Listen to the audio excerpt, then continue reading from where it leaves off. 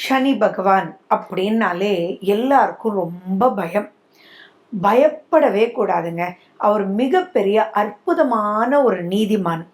நம்ம பக்கத்திலேயே ஒரு அழகான நீதி நிறைந்த ஒரு அற்புதமான ஒரு மனிதர் இருந்தார்னா எப்படி இருப்போம் நம்ம? நமக்கு எதுக்கு பயம் வருது? அவர் தான் நம்மளை கரெக்ட் பண்ணிடுவாரே அப்படின்னு ஒரு பாயிண்ட் இருக்கும் இல்லையா? சிம்பிளா சொல்றான். ஒரு ஸ்ட்ரிக்டான டீச்சர் வந்து உங்களை டூர் கூட்டிட்டு போறாங்கன்னு வச்சுக்கோங்களேன். அப்போ அந்த பேரண்ட்ஸ் எப்படி இருப்பாங்க? ஓ, ட்ரில் மாஸ்டர் வராரா, அப்ப எங்களுக்கு பயமே இல்லை, இவங்க என்ன சேட்டை பண்ணாலும் அவர் விடமாட்டார், நான் தைரியமா அனுப்புறேன் அப்படின்னு அனுப்புவாங்க இல்லையா? அப்படிப்பட்டவர் தான் சனி பகவான். அவர் பாரபட்சம் பார்க்காதவர். யாராக இருந்தாலும் சரி, அவருக்கு நியாயம்னா நியாயம்தான், நீதினா நீதிதான். இது வந்து எப்படின்னா, மிகப்பெரிய மாற்றி அமைப்பதற்கு இனி ஒன்றும் இல்லை அப்படின்ற அளவுக்கு தான், அதாவது சுப்ரீம் கோர்ட் தீர்ப்பு மாதிரி தான் இந்த சனி பகவானுடைய பாயிண்ட். சுய ஜாதகத்துல சனி கிரகம் மட்டும் நல்லா இருந்து அவருடைய திசை மட்டும் வந்துடுச்சுன்னா அப்பப்பா கோடி கோடி கோடி நன்மைகள், கோடி கோபுரத்துல ஏறி உட்கார்ந்துருவாங்க. இங்க கோடினா நான் பணத்தை மட்டும் சொல்லல, பல ரூபத்துல மதிப்பும் மரியாதையும் கௌரவமும் அவ்வளவு நல்லா இருக்கும். சனி பகவான் ஒருத்தருடைய ஜாதகத்துல நல்ல நிலையில இருந்தாருன்னா அவருக்கு எந்த ஒரு நெகட்டிவ் இருந்தாலும் அவரினால் மேலே ஏறி உட்கார முடியும். அற்புதமான சக்தி சனி பகவானுக்கே. அப்படிப்பட்ட சனி பகவான் வந்து உங்களுக்கு ஜூலை 29ஆம் தேதியிலிருந்து நவம்பர் 15ஆம் தேதி வரைக்கும் வக்ரமடைகிறார். எப்பயுமே சனி பகவானுடைய 5ஆம் வீட்டுக்கு சூரியன் வரும்போது அவர் வக்ரமாகி 9ஆம் வீட்டுக்கு போகும்போது வக்ர நிவர்த்தி ஆவார். அப்படி இந்த 2024ல வரக்கூடிய வக்ர காலம்தான் இந்த June 29 to November 5, November 15. First point நீங்க என்ன பார்த்துக்கணும்னா, உங்க சுய ஜாதகத்துல சனி கிரகம் வக்ரமடைஞ்ச காலத்துல நீங்க பிறந்திருந்தீங்கன்னா இது சம்திங் எக்ஸ்ட்ராடினரி சூப்பர். அடுத்தது நீங்க என்ன தெரிஞ்சுக்கணும் அப்படின்னா, இப்போ சனி பகவானால ஏதாவது நிறைய பிரச்சனைகள் சந்திச்சுட்டு இருந்தீங்கன்னா அவங்களுக்கெல்லாம் அதுல இருந்து ஒரு பெரிய ரிலீஃப் வந்து கிடைக்கும். அதே மாதிரி ரொம்ப அற்புதமான காலகட்டமா சூப்பரா சனி பகவான் உங்களை வழி நடத்தி செஞ்சிட்டு இருக்காரு, செயல்படுத்தி இருக்காரு அப்படின்னா அந்த இடத்துல எதெல்லாம் நீங்க ஃபுல்ஃபில் பண்ணாம வந்திருக்கீங்களோ அதை ஃபுல்ஃபில் பண்றதுக்கான மெச்சூரிட்டியை கொடுக்கக்கூடிய வகையில சனி பகவான் இருப்பார். ஸோ சனி பகவான் கொடுக்கக்கூடிய நன்மை காலா காலத்துக்கும் இருக்கும், வம்சாவளியா இருக்கும். எந்த கிரகம் கொடுத்தாலும் அது எப்படி வேணாலும் ஆயிடலாம். ஆனா சனி பகவான் கொடுக்கறது நிலைச்சி இருக்கும். அந்த நிலைச்சி இருக்கிறது உண்மையான சந்தோஷமா இருக்கும், திருப்தியான ஒரு மனோநிலையா இருக்கும், பயத்தை கொடுக்காத அளவுக்கு இருக்கும். ஏன்னா நியாயமான வழியில நீதி முறையில யாரும் கேள்வி கேட்க முடியாத அளவுக்கு சனி பகவான் கொடுப்பார். இப்படிப்பட்ட காலகட்டம் தான் இந்த சனி வக்ரகதியினுடைய காலகட்டம். ஸோ உங்க ஜாதகத்துல சனி கிரகம் எப்படி இருக்காருன்னு பார்த்துக்கோங்க. இப்போ வரக்கூடிய சனி வக்ர பெயர்ச்சி எப்படி இருக்குன்றது ஒவ்வொரு ராசிக்கும் லக்னத்துக்கும் நான் சொல்றேன். உங்க சுய ஜாதகத்தோட மேட்ச் பண்ணி அதுக்குண்டான விஷயங்களை தெரிஞ்சுக்கிட்டு இந்த 4 மாசத்தை எப்படி யூஸ் பண்ணணும்ன்றத புரிஞ்சுக்கிட்டு செயல்படும் போது பல நன்மைகளை பல ரூபத்துல நீங்க பார்க்கலாம். அதே மாதிரி எதுல எச்சரிக்கையா இருக்கணும் அப்படின்னு சொல்றத வச்சு அதுக்குள்ளெல்லாம் எச்சரிக்கையா இருக்கும்போது எந்த சிக்கல் இல்லாமலும் ஆட்டோமேட்டிக்கா நீங்க வழி நடத்தி நீங்க போயிடலாம். சனி பகவான் அப்படின்றது நான் ட்ரில் மாஸ்டர்னு சொல்றேன். அப்ப ட்ரில் எடுத்துருவாரு, வராத வரைக்கும் விடமாட்டாருன்றது ஞாபகம் வச்சுக்கோங்க. ஸோ அதுக்குண்டான முயற்சிகளை நீங்க எடுக்கும் போதே ரொம்ப சூப்பரா இருக்கும். சனி பகவானுக்கு பிடிக்காதது சோம்பேறித்தனம். ஸோ இந்த காலகட்டத்துல எக்ஸசைஸ் பண்ணுங்க, உங்களை சுறுசுறுப்பா வச்சுக்கோங்க. சோர்வுன்றதே வேண்டாம். யாருக்கெல்லாம் மந்த நிலையில இருக்காங்களோ அந்த மந்தத்தன்மையெல்லாம் இந்த வக்ரகதி காலகட்டத்துல மாத்தியே ஒரு மெச்சோர்ட் பர்சனா ஆக்குறது தான் இந்த வக்ர பெயர்ச்சின்றது. நீங்க தெளிவா புரிஞ்சுக்கோங்க. தனுசு ராசி மற்றும் தனுசு லக்ன அன்பர்களுக்கு நிறைய பேர் இந்த வக்ரகதி பக்கத்துல வந்த உடனே கால் பண்ணி, மேடம் வக்ரமா அப்படின்னா இப்போதான் 7.5 சனி முடிஞ்சிச்சு, திரும்பி 7.5 சனி மாதிரி இருக்குமா, ஏற்கனவே நிறைய சனி போனதா உணரவே இல்லை, இப்போ மறுபடியுமா அப்படின்னு பயப்படுறீங்க. சரி, தயவு செஞ்சு இதை கரெக்டாக புரிஞ்சுக்கோங்க. சனி பகவான் வக்ரம் அடைகிறார்.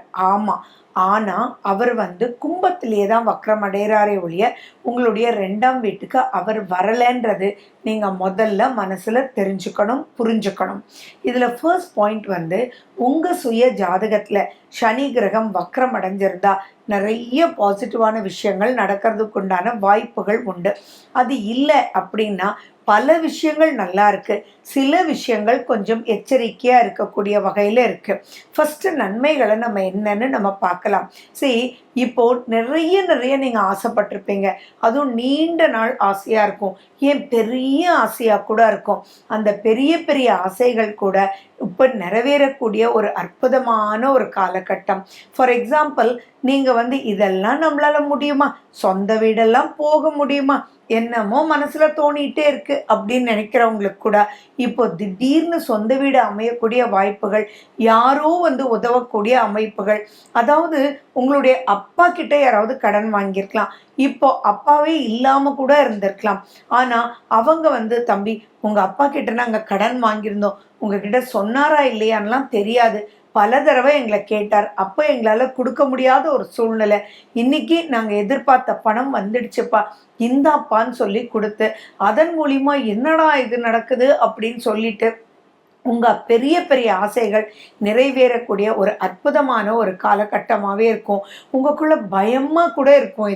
இது எப்படின்னா, என்னடா இவங்களை நம்பலாமா, இல்லை நிஜமாவே அப்பா கொடுத்துருப்பாரா, அப்பாவுக்கு எங்கேருந்து பணம் வந்துச்சு, இது நம்ம வாங்குறதுனால ஏதோ பிரச்சனை வந்துடுமா அப்படின்னு ஒரு பயமும் அங்கே கலந்துருக்கும். ஸோ பாசிட்டிவ்னு இதை எடுத்துக்கிறதா, இது பயம்னு எடுத்துக்கிறதா அப்படின்னா உங்கள் சுய ஜாதகத்தில் அலசி ஆராயக்கூடிய சனி பகவான் சூப்பராக இருந்தார்னா, ஏன்னா சனி பகவான்றது நீதிமான். ஸோ அந்த இடத்துல நீங்கள் ரிசர்ச் பண்ணி இது நியாயமானதா அப்படின்றத பார்த்துட்டு மன நிறைவோட சனி கிரகம் சுகமாக இருக்கக்கூடிய ஒரு ஜாதகமாக இருந்தால் அது வந்து உங்களுக்கு பாசிட்டிவாக எடுத்துகிட்டு போயிடும். ஸோ இங்கே வந்து பயம் கலந்த நன்மைகள் பலது இருக்கும். உண்மையா அப்படின்ற அளவுக்கு இருக்கும்.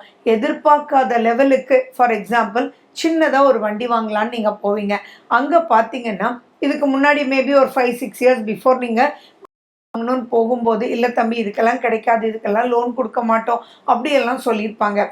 ஸோ அது ஒரு பேட் இன்சிடெண்ட்டாக இருந்திருக்கும். இப்போ நீங்கள் வந்து உங்கள் ஃப்ரெண்டோட போயிருப்பீங்க, உங்கள் ஃப்ரெண்டு வண்டி வாங்குவார், சரி நமக்கு தான் அமையலையே கூடவாவது போகலாமே அப்படின்ற ஒரு எண்ணத்தோடு நீங்கள் போயிருப்பீங்க. அப்போ பார்த்தீங்கன்னா அந்த வண்டி விற்கிறவங்க, ஏன் தம்பி நீங்கள் என்ன வண்டி வச்சுருக்கீங்க, இப்போ தான் ஒன்றுமே இல்லைப்பா, நீங்கள் 0 பேமெண்ட்டுப்பா, ஜஸ்ட்டு இதுதான்ப்பா, இந்த இஎம்ஐ மட்டும் நீங்கள் பே பண்ணி நிறைய நீங்கள் வந்து உங்கள் ஆசைப்பட்ட வண்டியை எடுத்துக்கலாமேன்னு சொல்லும்போது இது என்னடா நடக்குது அப்படின்ற மாதிரி அமைப்புகள் இருக்கும். இதெல்லாம் ஒரு பக்கம் இருந்தாலும் அந்த இடத்துல நான் சொன்ன மாதிரி தீர ஆலோசிக்கணும். பல ரூபத்தில் பல விஷயங்கள் வந்தாலும் அது நன்மையா, இப்போதைக்கு உங்களுக்கு தேவையா அப்படின்றத நீங்கள் பார்க்கணும். அப்படி இல்லை அப்படின்னா தேவையில்லாத செலவுகளுக்குள்ள சிக்கிறதுக்கு உண்டான வாய்ப்புகள் இருக்கு. அதே மாதிரி மனசுல ஒவ்வொரு சந்தோஷமும் சரி, ஒவ்வொரு துக்கமும் சரி, கரெக்டான முடிவுகள் எடுக்க முடியாது. ஸோ இப்போ மனோநிலையும் உடல் ஆரோக்கியமும் கொஞ்சம் எச்சரிக்கை தேவை. ஏன்னா 2ஆம் வீட்டை நோக்கி தான் வரார், பட் நோக்கி வரும்போதே உங்களுக்குள்ள வந்து ஒரு அறியாத பயம் வந்து ஏற்படும். அப்போ அந்த பயத்தோட ஒரு சாதம் வச்சா கூட திருப்தியா அந்த சாதம் வேகாது. ஸோ அந்த இடத்துல தைரியம் குறைவதனால் நீங்க ரொம்ப ரொம்ப கேர்ஃபுல்லாக டிரைவிங்கில் இருக்கணும். ஹெல்மெட் போட்டுக்கணும், பெல்ட் போட்டுக்கணும், எந்த ஒரு பாயிண்ட்லேயுமே நைட் டிரைவ் வேண்டாமே. அதே மாதிரி ஜென்ரலாகவே கொஞ்சம் தூர பயணம் போடுறதா இருந்தால் நீங்கள் சதுர்த்தேங்காய் உடைச்சிட்டு நீங்கள் போங்க. அண்ட் மேலும் பார்த்தீங்கன்னா மற்றவங்களோட டிஸ்கஸ் பண்ணுறதுனால பெரிய விஷயத்துலேருந்து நீங்கள் மாட்டிக்காமல் தப்பிக்கலாம். அப்போ நீங்கள் கேட்கணும், இப்போ தான் நமக்கு இந்த வண்டி இருக்குது, நம்ம ஆசைப்பட்டோம் தானே, ஒரு தடவை ஃபோன் பண்ணி கேட்கலாம் அப்படின்னு சொல்லிட்டு இதில் நாலேஜ் உள்ளவங்களுக்கு ஒரு கால் பண்ணி இதை நான் எடுக்கலாமா வேண்டாமா, நான் ஆசைப்பட்டேன் ஆனால் இப்போ வருது அப்படின்னு சொல்லும்போது அவங்க கால்குலேட் பண்ணி உங்களுக்கு சொல்லி அதன் மூலிமா பிறகு நீங்கள் முடிவெடுக்கணும். இந்த மாதிரியெல்லாம் பண்ணால் ஆட்டோமேட்டிக்காக வெற்றி வந்து உங்களுக்கு நிச்சயமாகவே இருக்கும். உங்களுடைய ஆரோக்கியத்திலையும் சிறு சிறு குறைபாடுகள் வர்றதுக்கு வாய்ப்புகள் உண்டு. நீங்க யாருக்காவது ஹெல்ப் பண்ண போய் மாட்டிக்க கூடாது, யாரையும் நம்பக்கூடாது. கண்மூடித்தனமான எந்த ஒரு விஷயத்திலையும் இப்போ பிரச்சனைகள் ஏற்படும். உங்களுடைய சுய ஜாதகத்தில் ஆரோக்கிய குறைபாடு எதுலெல்லாம் இருக்கோ அதிலெல்லாம் கொஞ்சம் ஜாக்கிரதையாக இருக்கிறது ரொம்ப சிறப்பு. எந்த ஒரு பிரச்சனை இப்போ ஃபார் எக்ஸாம்பிள் இன்னொன்று சொல்லணும் அப்படின்னா, ஒரு லிட்டிகேஷன் இருக்கலாம். அந்த லிட்டிகேஷனை முடிச்சு கொடுக்குறேன், ஆனால் இவ்வளோ பர்சன்டேஜ் கொடுங்கன்னு சொல்லலாம். அப்படி இருக்கிறவங்க கிட்ட கூட நீங்கள் தயவு செஞ்சு சீக்ரெட்ஸை சொல்லாதீங்க. எந்த ஒரு விஷயமாக இருந்தாலும் ரிசர்ச் பண்ணி அவங்க ட்ரூவானவங்களா, அவங்க எப்படி அப்படின்றத நினச்சி நீங்கள் ஃபார்வர்ட் போகும்போது ஆட்டோமேட்டிக்காக தனுசு ராசி மற்றும் தனுசு லக்ன அன்பர்களுக்கு ஒரு நல்ல ஒரு காலகட்டமாகவே இது பார்க்கப்படும். பட் ஸ்டில் கொஞ்சம் வெயிட் பண்ணி நிதானத்தோடு நீங்கள் செயல்படணும் அப்படின்றத ஞாபகம் வச்சுக்கோங்க. சுய ஜாதகத்தில் சனி கிரகம் எங்கே இருக்கார், அவர் வக்ர நிலையில் இருக்கும்போது பிறந்திருக்கீங்களா, நேர்கதியில் இருக்கும்போது பிறந்திருக்கீங்களா அப்படின்றதெல்லாம் பார்த்து இப்போ நடக்கக்கூடிய திசாபுத்தி ஃபேவரபிளாக இருக்கா அப்படின்றதான் தீர ஆலோசித்து தென் நெக்ஸ்ட் ஸ்டேஜுக்கு போங்க. விடாமுயற்சியை மட்டும் விட்டுறவே வேண்டாம். ஏன்னா இது பல ரூபத்தில் பாசிட்டிவாக மூவ் ஆகிறதுக்கும் நிறைய சான்சஸ் இருக்குது. ஸோ நீங்கள் என்ன பண்ணணும் அப்படின்னா, இந்த காலகட்டத்தில் எதையும் அலசி ஆராயணும். அதுக்கான நிதானமும் தைரியமும் தேவைப்படும். தைரியம்ன்ற வார்த்தை வந்தாலே அங்கே ஹனுமன் வந்துடுவார்.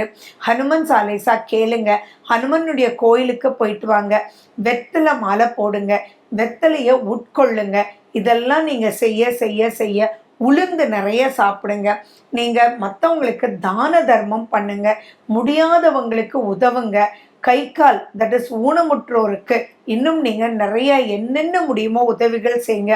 இதெல்லாம் செய்யும்போது நீங்கள் எடுக்கக்கூடிய முயற்சிகள் சரியானதாக இருந்தால் மட்டும் வழி நடத்தி செல்லும். அப்படி இல்லைன்னா அது தப்புன்றது உங்கள் கண்ணில் காமிச்சிடும். ஸோ இது தான் உங்களுக்கு இப்போ தேவைன்றது நீங்கள் நல்லாவே புரிஞ்சுக்கிட்டு அதன்படி செயல்படணும். மேலும் விவரங்களுக்கு ஃபோன் நம்பர் 9842266555.